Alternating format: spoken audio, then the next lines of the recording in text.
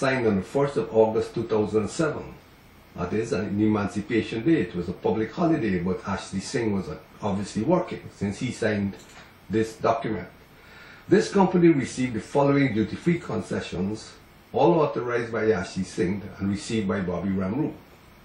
This video shows the items for this Healthcare Life Sciences Inc., which came in duty-free, and the list includes minivan, 4 forklifts, double cab pickup, 500 kilowatt generator, electrical switches and panels, even gutter brackets, toilets, wash bowls and other items, too numerous to mention separately, are included in this list. Ladies and gentlemen, I can't even begin to guess what the revenue wave from all of this duty-free nonsense would cost. On the same date, the 1st of August 2007, that is the same Emancipation Day, the following duty-free items were awarded to a second company initiated by Ramroop called Health International Inc., which formed part of the Queen's Atlantic also, signed by Ashley Singh. This list includes 1 truck, 1 enclosed minivan, 1 canter, 10,000 square foot of industrial type aluminum, a power washer, another 500 kilowatt generator, and this list is long, as you can see.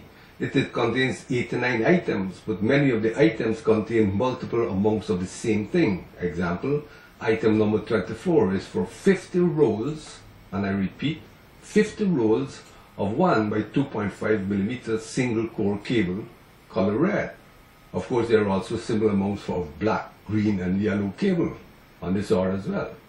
The next 3 companies formed by Queen Atlantic II, this time labeled as supplementary investment agreements, were all dated February 1st, 2008. So we don't know which came first, but I will start with the company under Queen Atlantic II, which was called Printing and Graphics Inc. As I said, it was dated 1st of February 2008 and included duty-free 31 pallets of complete printed press. That is, the press was ultimately used to print the Guyana Times newspaper. But in the preamble to this duty-free gifts from the people of Guyana were the following words, and I quote, that the printing press will, as its principal objective, produce high-quality print and graphic materials for local and export markets, end quote. Ladies and gentlemen, they were buying a printing press to put another government-controlled newspaper on the market and had the effrontery to describe it as contributing to the development of Guyanese economy. Nowhere in the application to customs to get a duty-free printing press did they say that it was for that purpose. The fourth company granted this blanket duty-free status created by Queen Atlantic II and Ramroop was called Global Hardware Inc., signed on the same day, February 1, 2008 by Ashley Singh and received by Ramroop, and gave duty-free concessions for the items shown here. It contains roofing materials, hundreds of flashings, hundreds of valleys, thousands of screws, vents and vent cappings, etc. That is, the complete necessities to recondition a massive roof or roofs.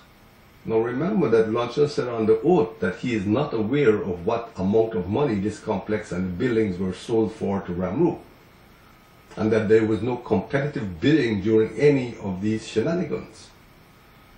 The fifth company established by Ramroop, which obtained unlimited duty-free privileges and were signed by Ashley Singh on the same day, that is 1st of February 2008, was called Global Textile Guyana Inc. And the duty-free list contains within its massive concessions 9 air-conditioned units ranging from 12,000 to 30,000 BTU, hundreds of moldings, 46 complete toilet bowls with S-straps, 42 vanity tops with basins, white receptacle plates, both duplex and single. Now ladies and gentlemen, I don't know what these are for, but they bought over 1,600 of these plates. 288 telephone wall jack plates, 400